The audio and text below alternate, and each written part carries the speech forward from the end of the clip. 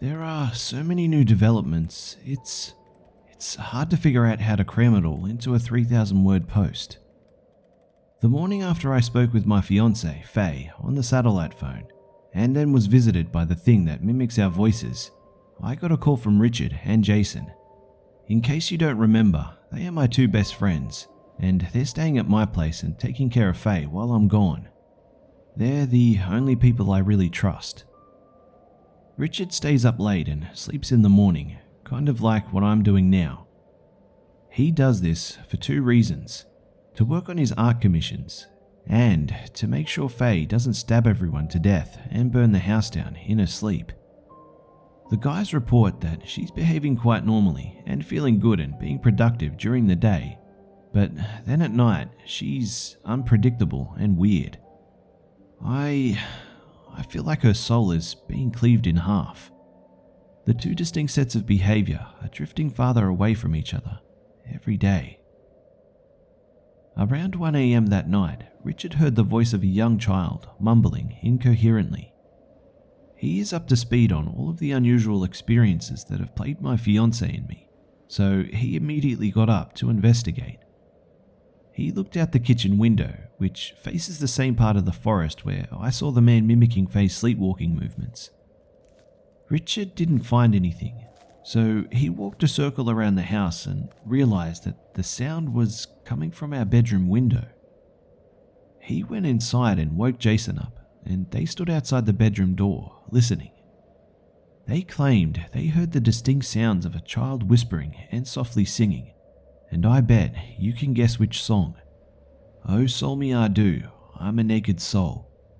The song Faye and I heard outside the cabin on our second night, sung in a child's voice. Both of these dudes are super ripped climbing enthusiasts, and they said that they have never been so creeped out in their entire lives. Jason knocked on the door and said, "Faye, who's in there?" And he promptly heard the child go, "Shh," and whisper something inaudible. Richard pushed the door open and said that Faye was standing in the corner of the room in the dark, facing the wall. She was standing up on her toes, dragging her hands and nails down the wall and talking to herself. With her back turned to the guys, she said, "Oh, their skin is so perfect. Which one? Which one? Put him down in the hole." Richard saw something out the window and hurried over to it. Jason stepped inside the room and reached out to put a hand on Faye's shoulder, but she whirled around quickly and covered her face with her hands. Her eyes were open, which is unusual for her when she sleepwalks. Then, and these are the exact words Jason used, she started speaking in the voice of a little kid. She made whining and crying sounds and rocked back and forth on her feet, cradling her arms as though she held a child. Then she turned around and started scratching at the wall again, still whispering in the kid's voice, saying things like, "It's Faye, I can see you. Are you up in the trees or down in the hole?" Then she started singing again. Richard ran downstairs and out the front door, barreling toward the tree line. From the window, he had seen a small child walking around on its tippy toes, flailing its arms up in the air. On the phone, he told me that he could hear it singing while he watched it from the window. When Richard got about 20 yards away from the kid, it took off running on the balls of its feet, heading straight into the trees. Richard stayed in pursuit and went in after it. It was too dark for him to follow, and he lost the kid after a few moments. He wandered around for a few minutes, searching the area, and eventually heard the voice of an adult male. Rich says that he walked a few steps deeper into the grove and saw a huge man standing about 30 feet away, completely naked, looking up into the trees. There were lacerations or dark pockmarks of some sort all over his body. Now, Richard is about 6'1", 210 pounds and bulky muscular, and he said that this dude was way bigger than him. He said that the man was perfectly still for several seconds, but then started rolling his head around, cracking his neck loudly and started making gurgling and mumbling sounds. I guess that Rich was paralyzed with fear because he claims he stood there for an entire minute or more before running like hell back to the house. As he turned to get out of there, the man let out a long "Hello." And as he did, his voice transformed. It became my voice. Richard said that the thing in the woods called out with my voice several times as he fled, wailing, "Please help me," and "They're gonna kill me tonight." Jason says that he did not hear or see anything out of the window, only Richard running back inside, ghost white with terror. He said that Richard actually cried. While they talked in the living room, Faye sat at the top of the stairs, just watching, wide awake, with a little smile on her face. The next morning, they took her to a psychiatric appointment, the first she's ever had, and I will hopefully hear back on that soon. It kills me that I'm not there with her now. I'm still stuck at Pikes Peak. It's like this place doesn't want me to leave. The ranger station shut down the entire road network on the mountain because of the huge blizzard that rolled in, and there were avalanche warnings. My road out of here is completely iced over, and one part of it has a snow collapse or mini avalanche. I'm in contact with the ranger. His name is Greg, just like Faye's dad, so that's why I avoid referring him by name in these updates, and he assures me that they're working on getting the roads cleared every time it stops snowing. I missed my flight, but thankfully they gave me a voucher, so now I can just roll into the airport whenever I can. I have enough food to feed an army, and the electricity here is surprisingly reliable, so I am warm. The Wi-Fi dips out for 5 to 10 hours at a time though. I'm working on Donkey Kong Country 2 and Secret of Mana on the SNES and writing about my experiences here in my spare time. I also slipped on the icy porch steps and fell on my side, so I've got an enormous bruise and it hurts like a bitch, but only when I breathe, so I got that going for me at least. A Reddit user asked me if the cabin had a basement, and I had never thought to check. Outside, under the snowpack and halfway covered with old chopped wood, I found a little locked door. The key was in the kitchen cupboard, and it turns out that there's a decent sized cellar under the house. Down inside, I found a ton of creepy shit. There is a bundle of long black hair, several dozen jars of some rotten, mutant-looking shit, and tons of old books from the 60s and 70s, and lots of porno magazines. There are also lots of sticks and yarn, all of the material necessary to make a dream catcher like the one hanging at the tree line behind the cabin. I didn't touch anything, I just noped straight out of there. I've been thinking about something that a Redditor said to me the other day, which was, have you considered that it's not a dream catcher at all? And he's right. I'm not an expert on Native American symbology or artifacts. It just looks kind of like a dream catcher to me, so I've been calling it one all this time. Taiwi, the Pueblo friend of the ranger, didn't call it that. He just said to leave it alone. I'm wondering if that thing attracts the imposter instead of keeping it away. It could mark the house. I kind of want to move it for one night to see what happens. After all, Taiwi blessed the entire cabin, so I feel quite safe. And I have a 35-7 Magnum in case leaves don't protect me.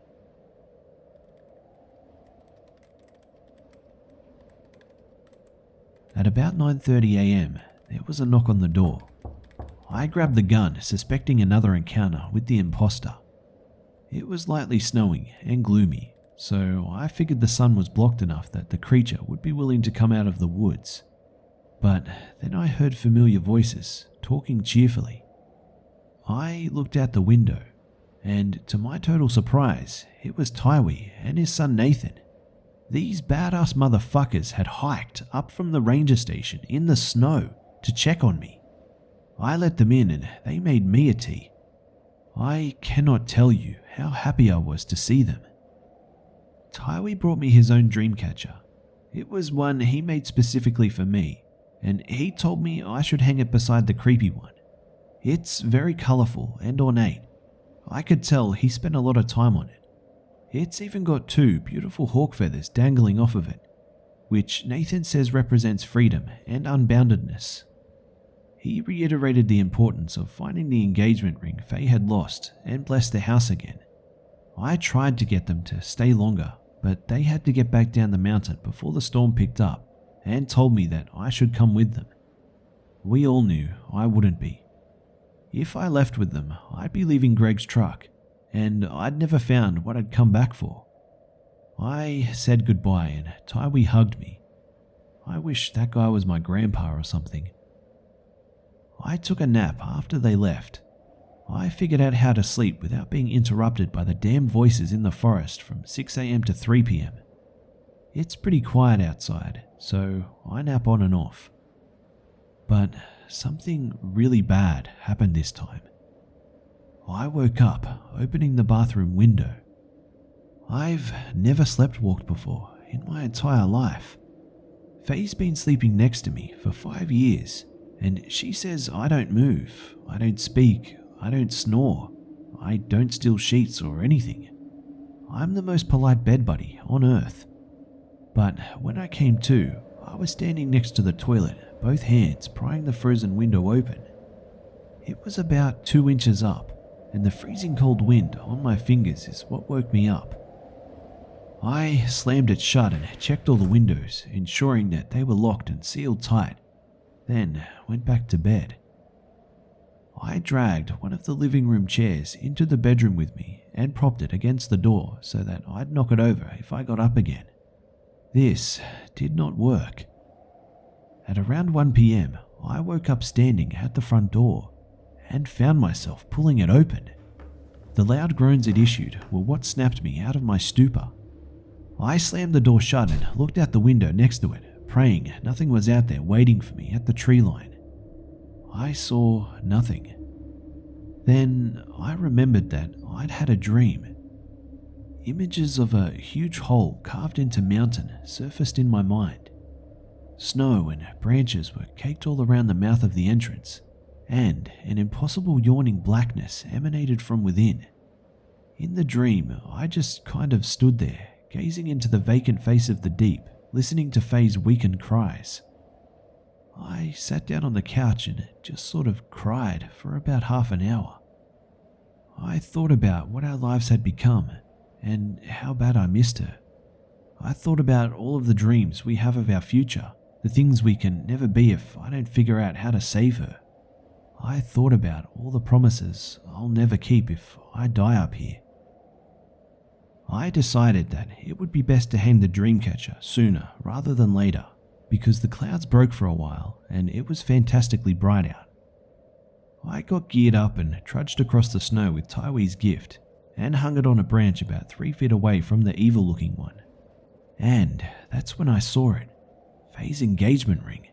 It was dangling there right in front of me, as if to tease me. Someone had woven it into the strings of the dreamcatcher. I stood there for a long time, right between the two objects. I couldn't figure out if some benevolent force was giving me a break, or if I was being taunted by whatever beings have haunted my footsteps ever since I arrived on the mountain. Retrieving the ring would require me to not only touch but destroy the creepy dreamcatcher. I had the thought to go ask Reddit what I should do, but I feared that if I left even for 1 second, the ring would be gone when I got back. So I just tried to solve the riddle by myself.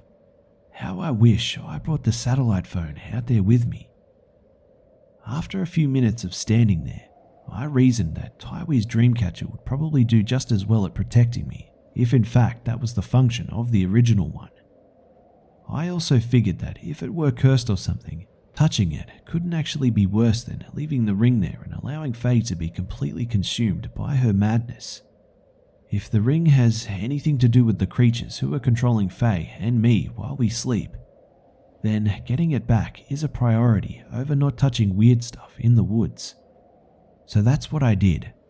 I broke the brittle thing apart and took my damn ring back. What else could I have done? And, as if on cue, I noticed something out of the corner of my eye. It was a person standing in the snow beside a tree about 20 feet away from my left side. I was so scared I didn't look directly at him. I just watched him in my periphery and prayed he hadn't noticed me. It was a man with black and grey hair and dark clothes facing away from me. His head was tilted all the way back and he was looking way up at the top of the trees. His limbs looked mangled and bent and elongated, even without looking right at him. I slid the ring into my pocket as slowly as I could, trying not to make a sound, and as I did, the man hobbled around and faced me. I really didn't want to look now. I just slammed my eyes shut. I knew he was looking at me. I could feel his gaze on me.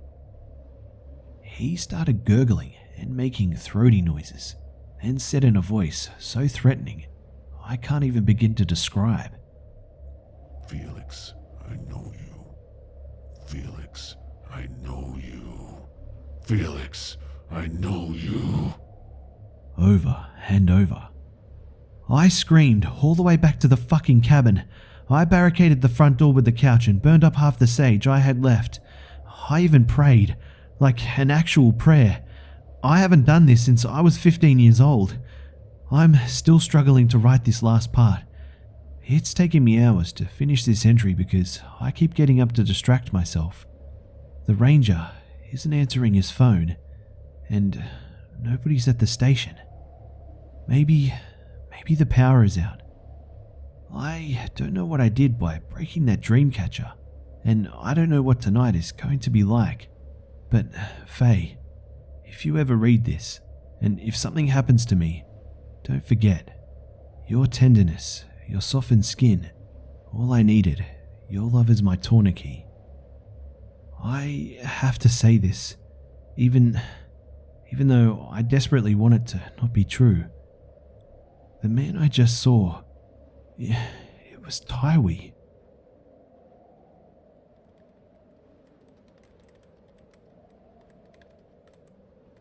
Here is the interview I've been promising for so long. As you can see by its length, there is no possible way I could have uploaded it at the cabin on the crappy Wi-Fi. Also, sorry about my allergies. Sorry that this is so long, but people have been hounding me for as much information as possible.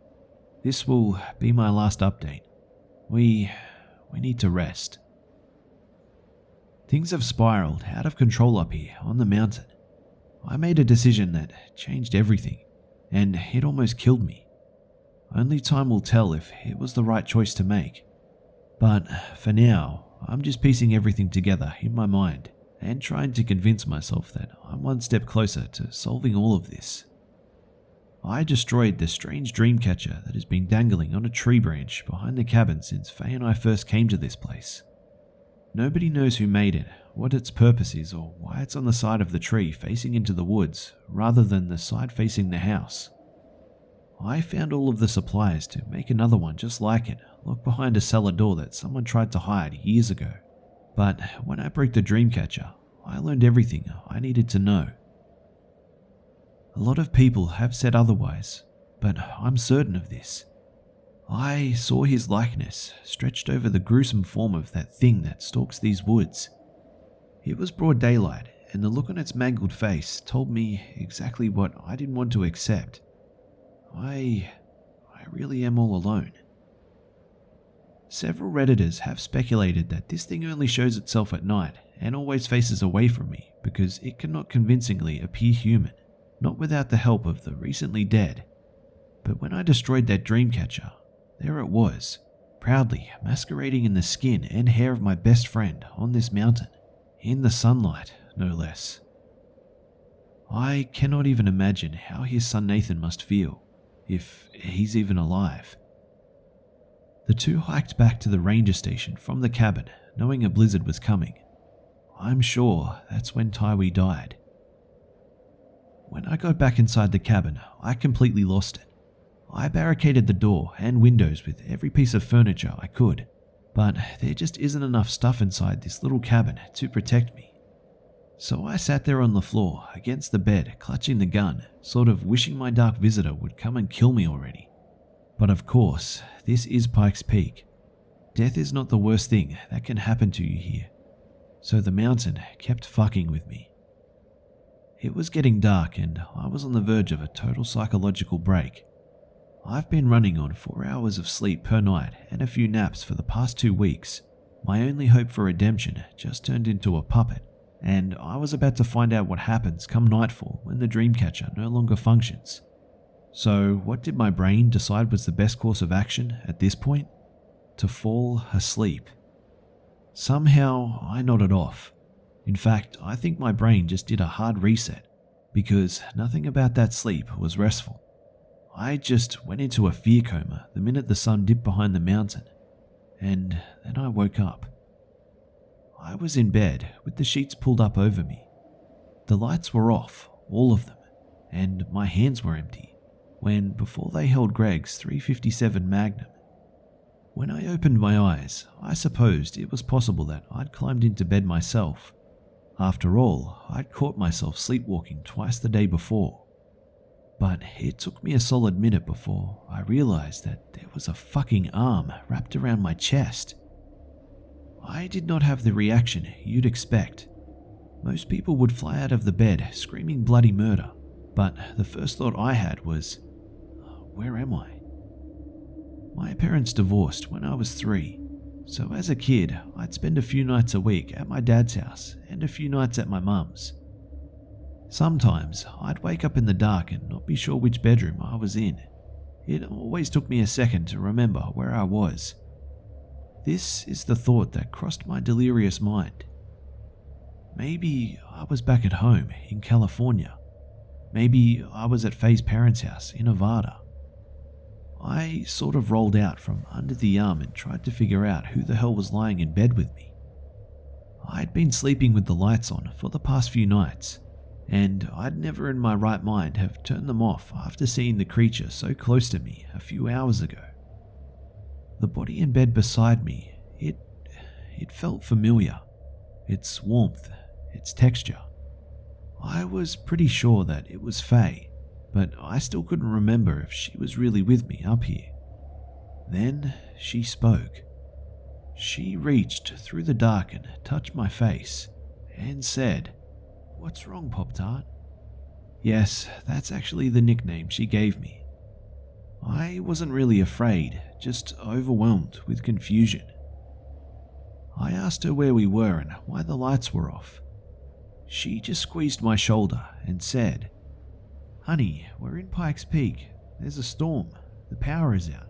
It's done this before. What's wrong with you?" I got up out of bed. A feeling of dread was falling over me, heavier and heavier the more awake I became. As soon as the sheets were off of me, I felt a blistering cold, colder than it's ever been in the cabin. The heat must have been off for hours. Only a bit of pale moonlight filtered in through the windows, and it was barely enough to outline the objects in the room. I stumbled around looking for the flashlight, totally unable to remember where it was, and said, "Why the fuck is it so cold? Did you screw with the heat?" Faye tried to get me to come back to bed. She told me that it went off and came back on earlier, and that it would probably come back on soon. Everything about her felt wrong, but her voice was perfectly clear. Her skin felt totally recognizable. I couldn't shake the strange feeling I had.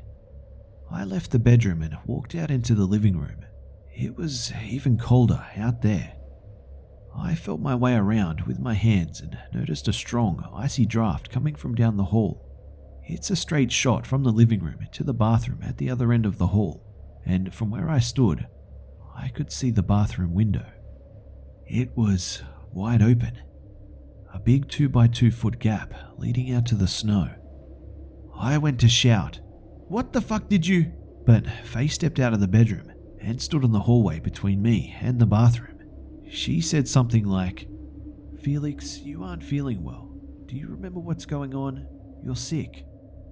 I almost believed her because I definitely felt dizzy and feverish, but it could also have been the mixture of disturbed confusion and freezing cold.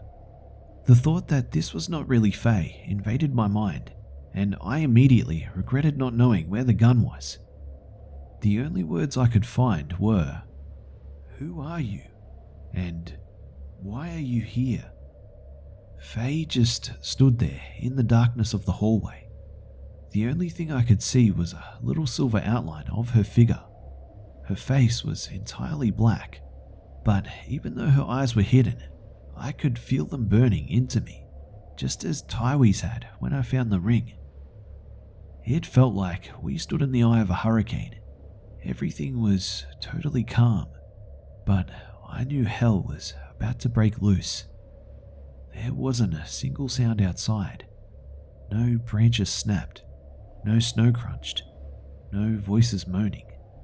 It was as if time had stopped completely. Faye didn't move. Even as she spoke, she held herself with the stillness of death.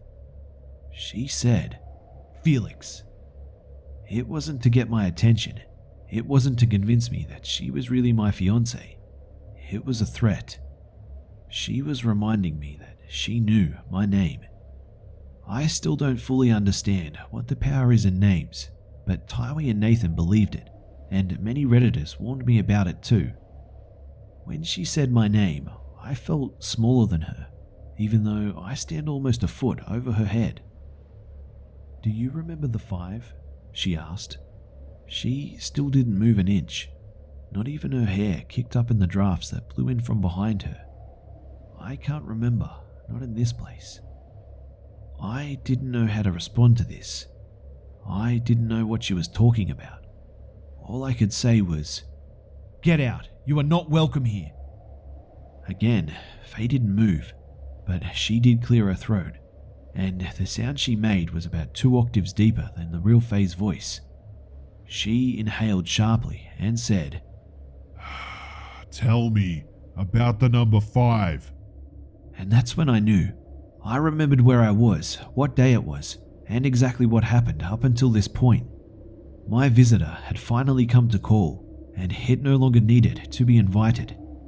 I deeply regretted breaking the dreamcatcher. My hand instinctively slid over my pocket, and to my relief, the little shape of Faye's engagement ring pushed back against my fingers. There was nothing else to do. I decided to throw down the gauntlet. I figured it was probably time to die anyway, so I might as well go out bravely. I just said, "I know who you are, and you will never be Faye." She took a menacing step toward me. A gurgle seeped out of her throat. She inhaled again, more slowly this time, and demanded, "I want to know about the number 5. Tell me, Felix." I looked all around me on the counters for a weapon, but found nothing. The knife block was on the other side of the short wall that divided the living room from the kitchen. There was only a roll of paper towels within reach, but in retrospect, I was so amped with terror that I probably could have beaten her ass to death with it. "I don't have a clue what that number means," I said. "In fact, about 5,000 people online don't either. Nobody knows. Only Faye knows." My visitor started shaking with rage. Her face was wreathed with impossible black. There was an endless abyss in it that stung my eyes. But then I realized something. This creature, whatever it is, has had access to Faye's mind for several hours every night. Maybe for many years. Maybe even since she first visited the cabin when she was 5 years old. And in all that time, it still hadn't learned everything about her. It could never perfectly imitate her because she kept some things buried so deep in her subconscious that not even this thing could find them. Whatever the number 5 meant to Faye, that deep place is where she kept the secret. She didn't even go there in her dreams. The next part was all a blur. I said something like, "You are the one who speaks to her in her sleep." The visitor kind of nodded. I said, "You ask her things. She answers you. I hear everything she says. The visitor didn't react. Then I said, "You've asked her this question, just like you're asking me now, and she always says, 'No, I can't tell you.'" My visitor took another step forward, dragging a hand along the wall as Faye had so many times in her sleepwalking fits. It raised up on the balls of its feet and twitched violently. It said to me, "I will make you tell me." It didn't try to mimic my fiance's voice anymore. It sucked in huge breaths, trying to control its rage. There is a certain feeling you get when you're about to die. When you're in danger and about to die, fear completely overwhelms your senses and compels you to flee, to fight, to save yourself somehow. But past that point, when you know you are going to die, that fear becomes useless and disappears. This has happened to me only once before, when I was sucked into a riptide at the beach during an El Nino winter as a teenager. In that moment, I just wondered, will my body ever come back to shore? Will they ever know what happened to me?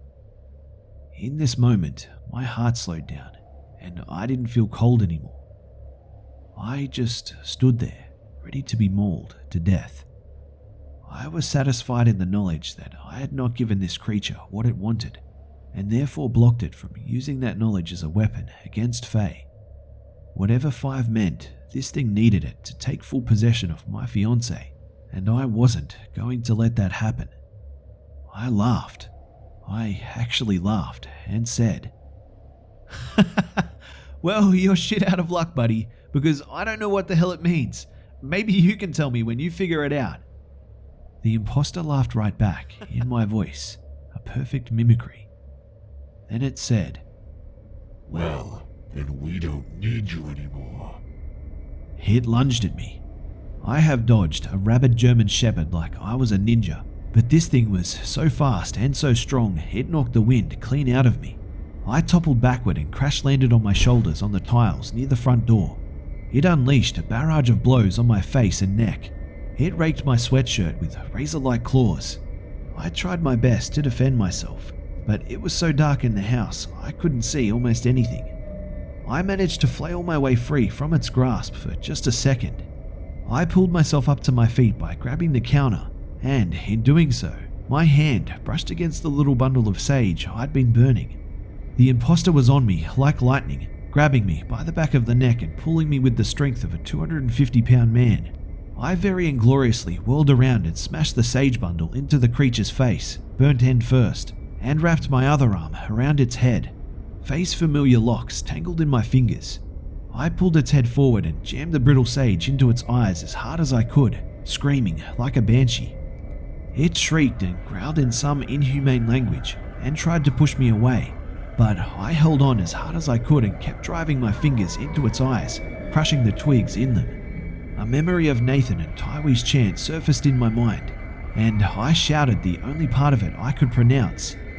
"Teneke Arden! Teneke Arden! Teneke Arden!" My hands slid over its face, and the mockery of Faye's appearance, it fell away.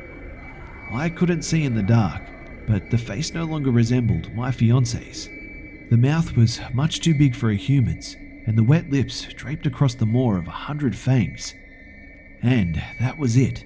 The bastard had had enough. It screamed and growled and took off on all fours. Its limbs elongated as it moved farther from me. Its shape became recognizably inhuman even in the pale light. It barreled up the bathroom wall and out the window, and in moments, it was completely gone. I definitely am not afraid to cry. I do it at funerals, at weddings, etc. But I'm a little embarrassed to admit how long and hard I cried after that creature left the cabin. I had never felt so utterly, miserably alone in my entire life. I only stopped when the power came back on, probably 20 minutes later. The heater kicked on instantly, and I ran over to shut and lock the bathroom window. My satellite phone was gone. The gun was gone, probably outside in the snow. or up in a tree, or down in the hole. I peeked out the kitchen window and saw something lying on the porch right near the front door. When I cracked the door open just for a second, I saw that it was Taiwi's dream catcher. It had been destroyed and placed in front of the cabin, mocking me, or reminding me that I was unprotected. I checked the timer on the little battery clock in the kitchen, and it read 12:15 a.m. I was going to have to spend another night in this godforsaken cabin, but I vowed to myself that at daybreak, no matter the conditions, I would take Greg's truck and get down the mountain or die trying. I didn't care if I slid off the cliff face. I would never watch the sun go down in Colorado ever again. For a while, I actually considered leaving right then in the middle of the night. Many Redditors have reprimanded me for not doing this before, but I assure you, even in this situation, driving in the dark on that icy little road next to a 400-foot cliff is a complete nope situation. But the mountain had other plans for me. At one point, I risked sneaking out to determine how deep the truck was buried, but as I approached, I saw that the snow had been dug out around the two front tires, and they'd been slashed to ribbons. All I could do was let out a grim laugh and trudge back inside. At least it's warm in there now.